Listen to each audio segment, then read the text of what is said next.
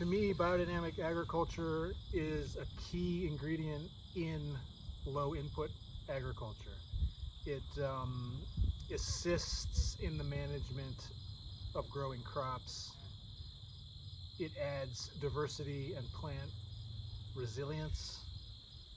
It adds nutrition to food, and it brings a sustainable environment to our earth. I think for me, I was actually torn about us becoming certified biodynamic. There is a lot about Rudolf Steiner that doesn't sit well with me in particular. And I know that some practitioners of biodynamics really kind of look to him as a man ahead of his times. But for me, my father was a Theosophical Society member and pretty involved with a lot of Steiner things. I was raised as a young kid in the Waldorf school.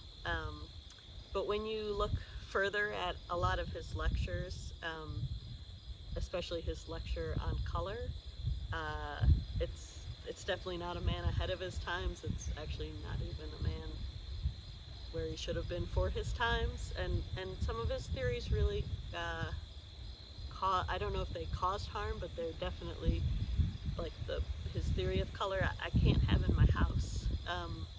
And so that puts you in a spot where it feels pretty crazy to get so much from the practice of biodynamics and to have it sit quite right, because to me, to be environmentally sustainable, you have to have, you have to be socially just and have it be racially equitable, all of those things. And it's hard when the founder of biodynamics, for me, doesn't represent those things at all.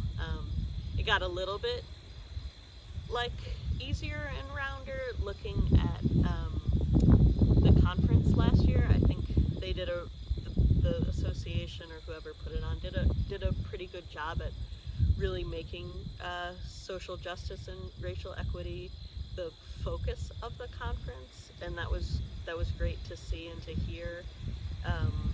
And I don't know if there's research out there or anyone's looking at the wide picture of things, but in my mind, Rudolf Steiner was a vast traveler, and he met people from all over.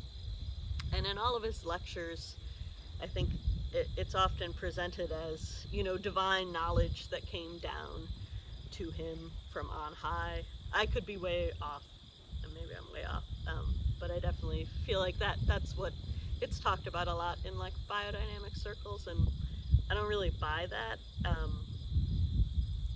It to me, my sense, especially from practicing biodynamics all these years, is that this information comes from his conversations with people, with peasant farmers, with indigenous people. And it would make sense that none of that would be attributed to any of those people, because that's kind of a reflection of being a man of those times, and even of these times. So, I don't have anything backing up what I'm saying or how that idea, but that's kind of the only way for me that I can have all of this sit in the same spaces as everything else inside of myself, practicing agriculture the way we do, and making any kind of statement about it specifically being biodynamic, and especially being certified biodynamic. That those, I think it's really important to acknowledge that that I don't think you would even call it duality, but to acknowledge that dissonance, and it's a really important thing to look at and to not gloss over. So that's kind of the journey we're on here,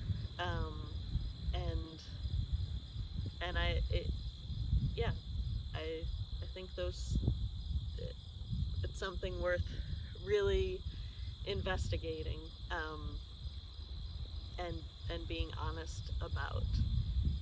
I also, there's a part of me too that loves biodynamics because it connects me with my father who passed away when I was really young. So I think, we all have those things that we try to like suss out and navigate and figure out the right or the most just path to take. And so we try to do a lot at Redbyrd, counterbalancing those questions or those concerns with participating in the fight for social and racial justice. And so we hope that all of you, especially if you're involved in ag or whatever you're involved in, can kind of find a way to bring all of that together, because that's the way we will create the most sustainable world and the most sustainable agriculture. Cheers. Thanks.